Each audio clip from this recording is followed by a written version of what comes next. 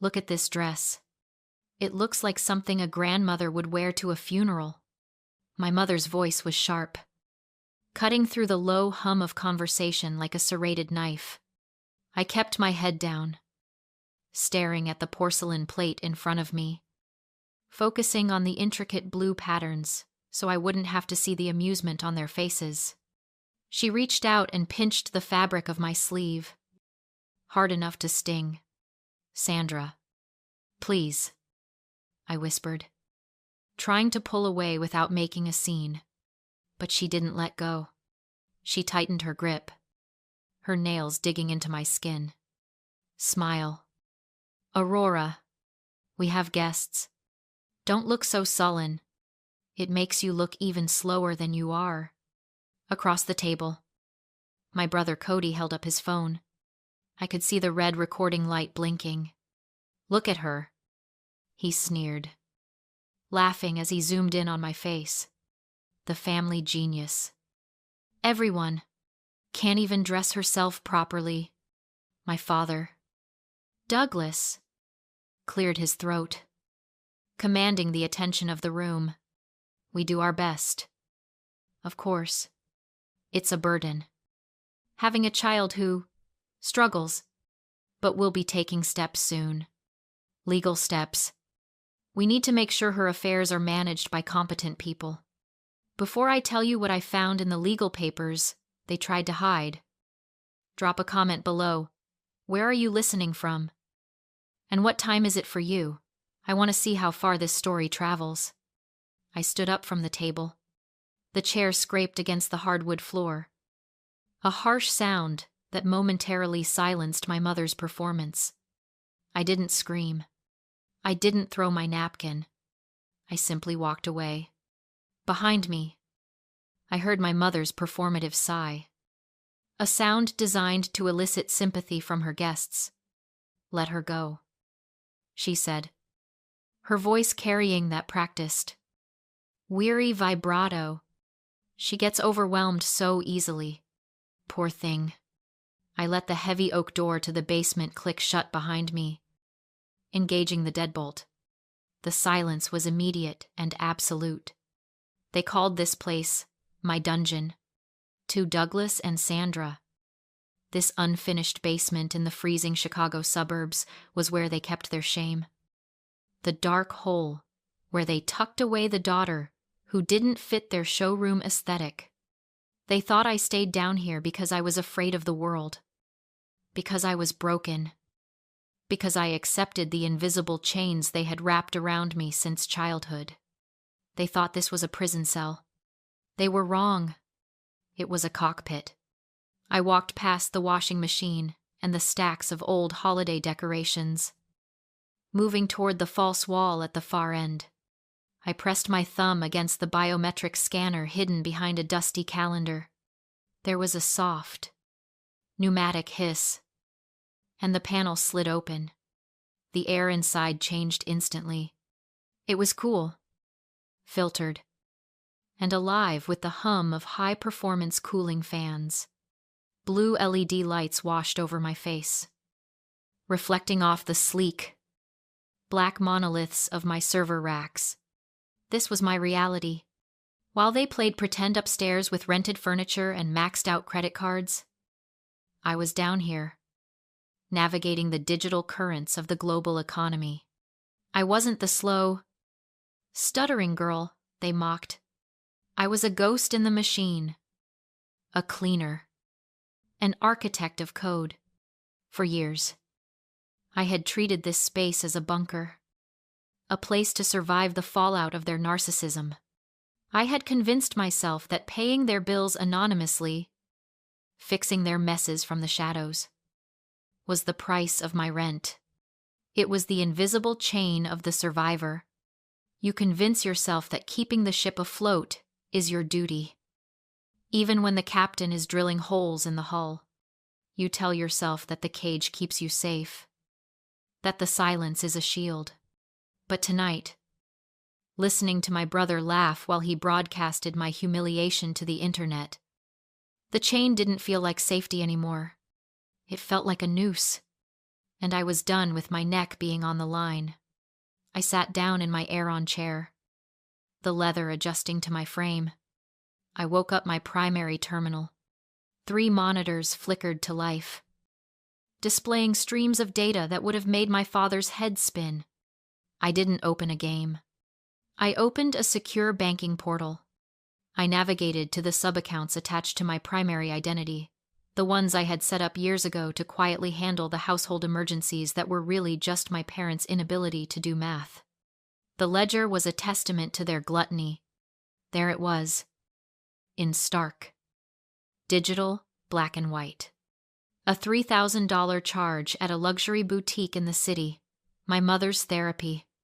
A $500 withdrawal at a riverboat casino, Cody's investment strategy.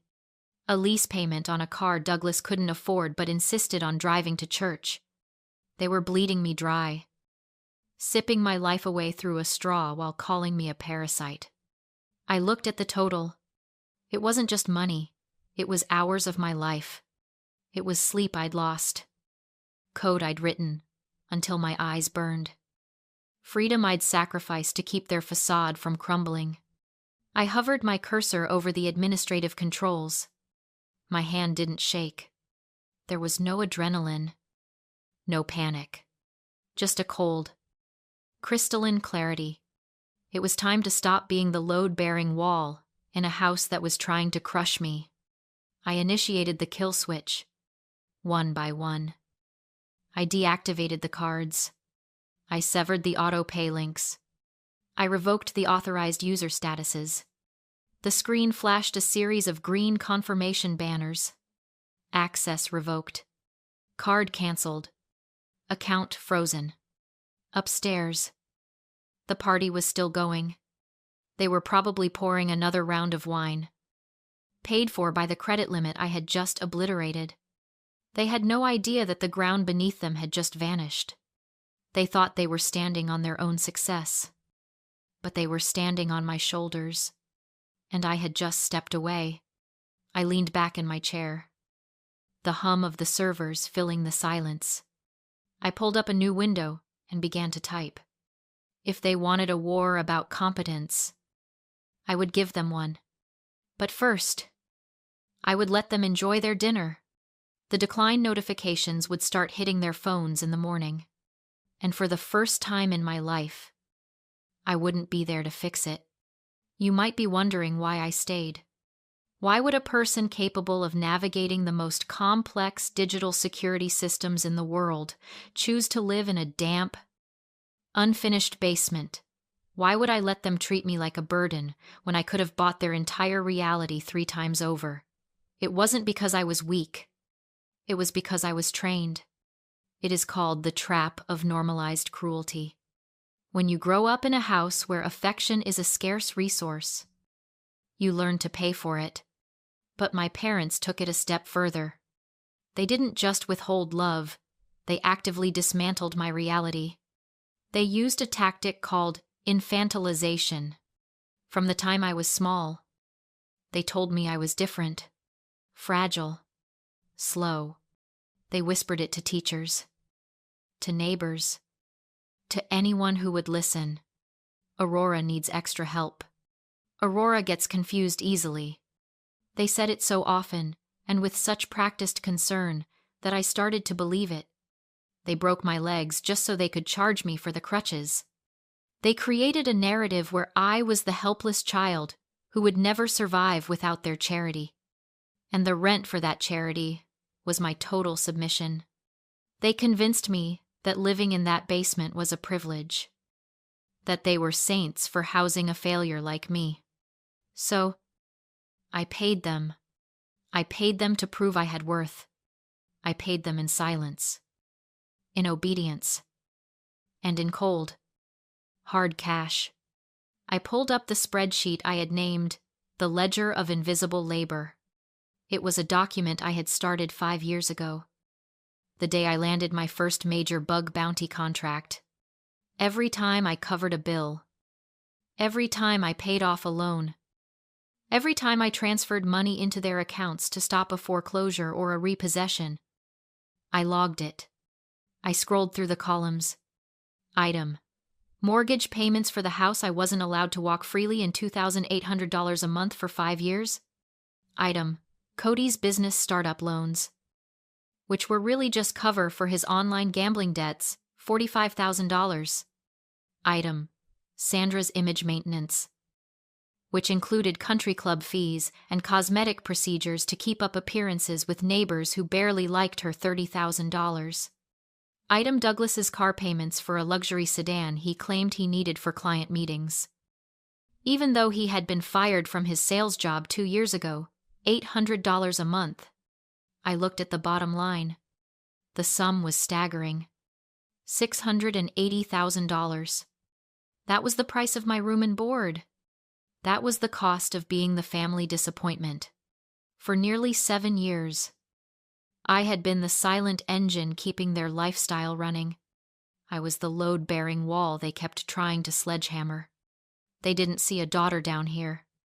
They saw a resource. They saw a quiet, compliant creature who would fix their mistakes without asking for credit. They mistook my silence for stupidity. They thought because I didn't fight back at the dinner table. I didn't understand the game, but I understood it perfectly. I had just been waiting until the math didn't add up anymore. And tonight, looking at the red recording light on Cody's phone and the bruise forming on my arm where my mother had pinched me, the equation finally broke. They didn't want to protect me. They wanted to consume me. The attacks began 48 hours after I cut the cards. They didn't start with a confrontation. They started with a siege. They knew they couldn't physically force me to pay their bills. So they decided to make my existence in the basement untenable. They wanted to break the tenant so they could rob the vault. It was Tuesday, 2 a.m. I was in the middle of a critical handshake sequence with a client's server in Zurich. The contract was worth $50,000, enough to cover the down payment on the commercial facility I had been eyeing for months. The upload bar was at 98% when the world went black. The hum of the cooling fans died, replaced by the frantic, high-pitched screaming of my uninterruptible power supply units. The darkness was absolute. The silence was heavy. I didn't need to check the breaker box to know what had happened. I pulled up the internal security feed on my battery-backed tablet. There was Douglas, standing at the top of the basement stairs in his bathrobe, his hand on the master breaker for the lower level. He wasn't checking a fuse. He was smiling. I opened the door and looked up the stairs. "Turn it back on," I said, my voice shaking, not with fear, but with the effort of restraining my rage. "I am working." "You're wasting electricity," Douglas shouted down, his voice slurring slightly from his nightly scotch. "The meter is spinning like a top. I need to run the heater for your brother. He's cold. You can play your little computer games in the dark."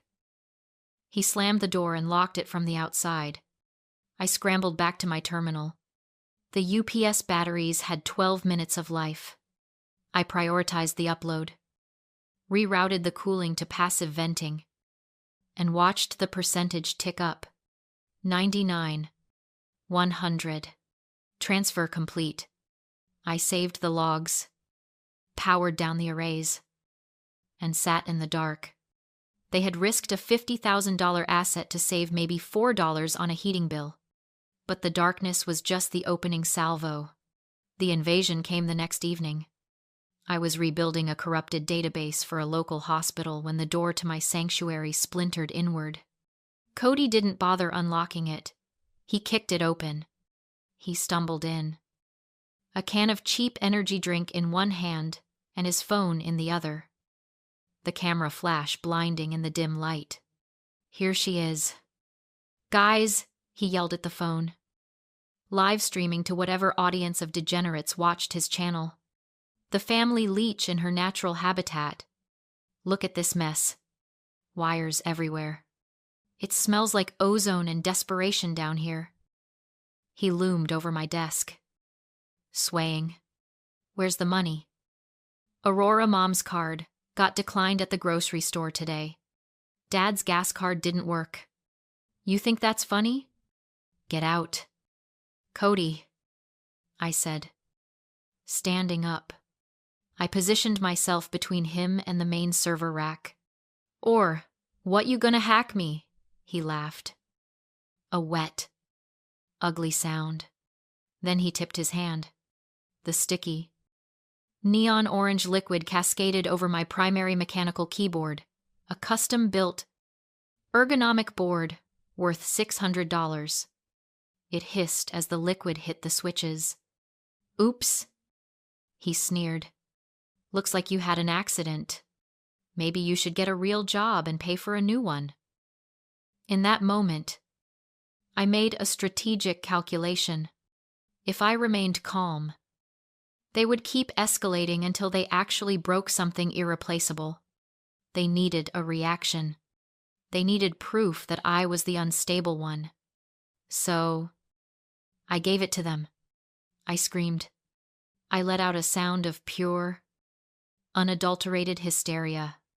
I fell to my knees, grabbing the ruined keyboard, sobbing about my toys and my games. I rocked back and forth, letting the tears flow. Cody laughed harder, zooming in on my face. Look at her, he shouted to his stream. She's losing it over a keyboard. She's totally mental. He left a few minutes later, satisfied that he had broken me. I waited until I heard his heavy footsteps retreat upstairs. Then I stood up, wiped my face, and checked the recording on my hidden security camera. The footage was perfect. High-definition audio and video of a physical assault and destruction of property. He thought he was building content for his stream. He was actually building evidence for my restraining order. The next morning, the sheriff's deputy knocked on the front door. But he wasn't there for Cody. He was there for me. Sandra opened the door, her face a mask of tragic concern. She pointed the deputy toward the basement. I met him at the bottom of the stairs. He handed me a thick envelope. Aurora Frost, he asked. You're being served. Emergency petition for a competency hearing. I took the papers. I didn't read them in front of him. I just nodded. Behind the deputy, I saw my parents standing in the hallway. Douglas was smirking. Sandra dabbed at dry eyes with a tissue. They thought this was the end. They thought the power cut and the invasion had pushed me over the edge. And now they had the legal paperwork to catch me when I fell. They didn't know I had been waiting for this specific document for 5 years. I didn't call a family friend or a local attorney who advertised on bus benches. I called the number I had saved in my encrypted contacts simply as the cleaner. His real name was Marcus. And he was the kind of lawyer who didn't just win cases. He ended them. I had retained him 3 years ago when my first major software patent was infringed upon by a tech giant. He had secured a 7-figure settlement without ever stepping foot in a courtroom. He was expensive, ruthless, and exactly what I needed.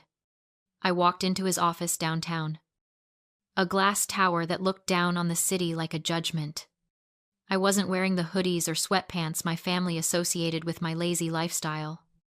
I wore a tailored black suit, sharp heels, and the air of someone who owned the building. They filed, I said, placing the summons on his mahogany desk. Marcus glanced at the paperwork, his expression bored. Competency hearing. Emergency basis. They're claiming you're a danger to yourself and your property. He looked up, a shark-like grin touching his lips. They have no idea. Do they? None, I said. They think I'm a basement gamer with a few $1,000s, just enough to cover Cody's debts. They want control of my accounts. And the trap. Complete. Sandra has collected over $250,000 in disability benefits in my name. Marcus nodded. That crosses the federal threshold. It wasn't patience, I said. It was calculation. At 50,000, they'd get probation and come back. I needed them gone for good. We finalized the plan, no defense, total destruction. 3 strikes asset exposure, ownership proof, and federal indictment. At the courthouse, my parents performed perfectly fake tears, fake concern. A cheap lawyer selling the story of a helpless, delusional daughter. I stayed silent. Let them talk. Then Marcus spoke. The trash in my basement was revealed as a $500,000 server system. My net worth $4. $2 million. I wasn't dependent. I was their creditor. I had quietly paid their debts for years. The mask shattered when my father exploded in rage. You, Ease. Marshals walked in. The fraud case was sealed. The moment they testified, the warrant activated. I explained it plainly. At 50,000, probation. At 250,000, mandatory prison time. They were arrested on the spot. Before leaving, I handed Cody the deed. I owned the house. His eviction was effective immediately. 6 months later, the house was transformed. The basement, once my prison, became a workspace for kids like me. Quiet. Underestimated. Brilliant. I didn't just escape my family. I outgrew them. They thought my silence meant weakness. It was preparation. The best revenge isn't destruction. It's building something they can never touch.